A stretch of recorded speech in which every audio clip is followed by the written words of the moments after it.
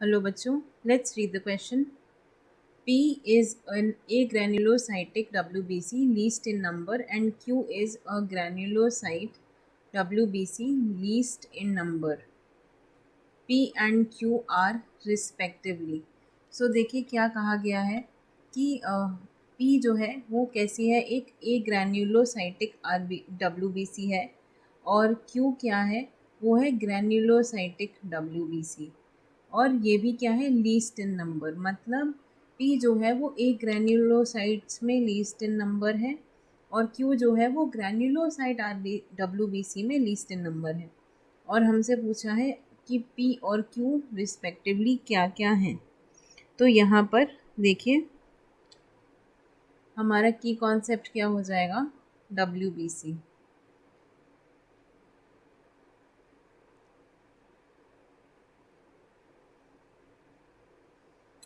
WBC जिसका full form क्या होता है, वाइट ब्लड सेल्स।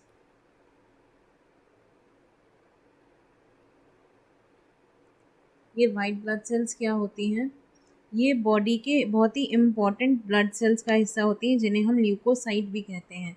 और इनका काम क्या होता है, ये इम्यून सिस्टम की सेल होती हैं, बॉडी में इम्यूनिटी बिल्ड करने में इनका बहुत बड़ा रोल होता है। तो ऑल्सो कॉल्ड ल्यूकोसाइट्स। और ये क्या करती हैं, they are the cells of immune system.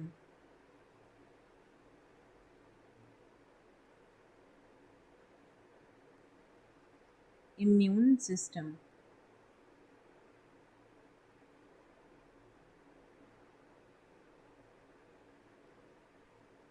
इसके अलावा देखिए यहाँ पे जो WBC हैं ये 5 अलग अलग तरीके की होती हैं, लेकिन इनका बेसिक क्लासिफिकेशन जो है वो प्रेजेंस और एब्सेंस ऑफ ग्रैन्यूल्स के बेसिस पे 2 टाइप का है।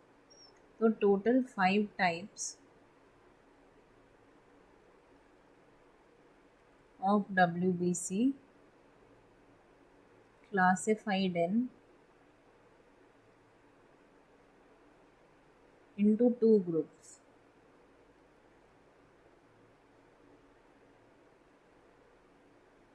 ऐसी WBC जिनमें ग्रैन्यूल्स प्रेजेंट होते हैं उन्हें हम कहते हैं ग्रैन्युलोसाइटिक WBC, और जिनमें ग्रैन्यूल नहीं प्रेजेंट होते हैं वो होते हैं ए ग्रैन्युलोसाइटिक WBC। सो देखिए यहाँ पे जो ग्रैन्युलोसाइटिक WBC होते हैं ये 3 होती हैं, बेसोफिल, इओसिनोफिल्स और न्यूट्रोफिल्स। तो आप इसे बेन जी के न्यूमोनिक से याद रख सकते हैं। जी माने ग्रैन्युलोसाइटिक, BEN, बेन जी। तो बेन में बेसोफिल, इओसिनोफिल और न्यूट्रोफिल। यहाँ पे बेसोफिल, इओसिनोफिल और न्यूट्रोफिल।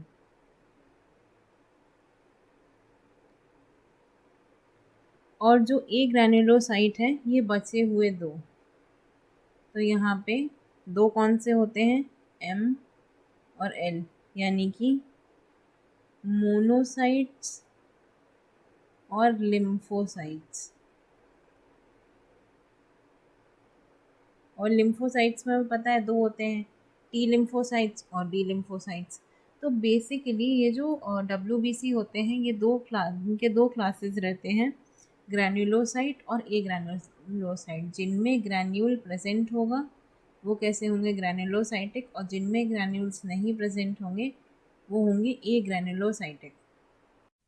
अब देखिए इनके अमाउंट क्या क्या होते हैं। तो जो WBC होता है इसका जो काउंट होता है ब्लड के अंदर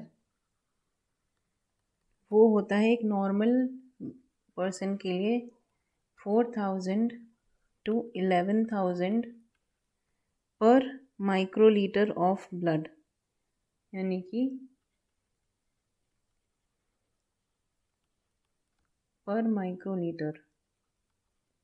और इसी में जो एवरेज काउंट होता है, ये तो एक ग्रॉस काउंट है, एवरेज काउंट कितना होता है, लगभग 8,000, 8,000 सेल्स पर क्यूबिक मिलीमीटर।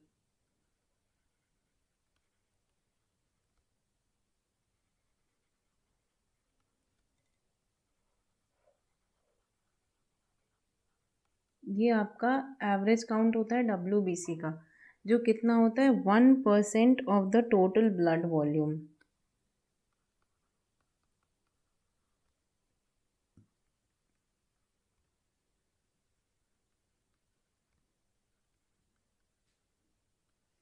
अब इस 1% में इंडिविजुअली कितना प्रेजेंट होता है हर अलग अलग सेल का, अभी हमने देखा 5 अलग तरीके के होते हैं।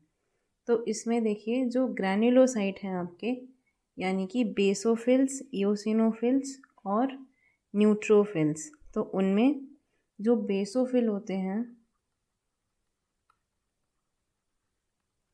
वो कितने होते हैं, 0.5% to 1%। और उसके बाद हमने पढ़ा था इओसिनोफिल, तो ये कितने होते हैं, ये होते हैं लगभग 1% to 4%। और फिर हमने पढ़ा था न्यूट्रोफिल,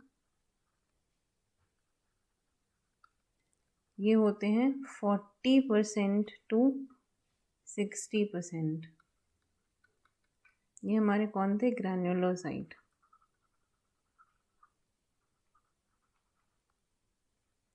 और जब हम ए ग्रैन्युलोसाइट में कितने थे, 2 थे, M और L। M से कौन थे, मोनोसाइट और लिम्फोसाइट। तो देखिए मोनोसाइट कितने होते हैं, 2 से 8%। और लिम्फोसाइट कितने प्रेजेंट होते हैं, 20 से 40%। तो यहाँ पर जो हमारा क्वेश्चन है वो क्या पूछ रहा था कि least in number agranulocytes least in number. तो क्या हो गए हमारे, agranulocyte least in number is monocyte which is 2% to 8% of the total WBC count. तो यहाँ पे ए ग्रैनुलोसाइट हो जाएगा मोनोसाइट, और ग्रैनुलोसाइट में जो लीस्ट है वो कौन है, बेसोफिल। तो यानी कि ये जो हमारा P है वो क्या हो जाएगा, मोनोसाइट, और जो Q है वो क्या हो जाएगा, बेसोफिल। तो the right answer to your question is option B, monocytes and basophils. ये आपके क्वेश्चन का सही जवाब है। जो आपके ए ग्रैनुलोसाइट WBC होते हैं उनमें मोनोसाइट्स जो हैं वो सबसे कम होते हैं, और जो आपके ग्रैनुलोसाइटिक WBC होते हैं उसमें सबसे कम होते हैं बेसोफिल। तो answer is option B. I hope you understood it well. Best of luck.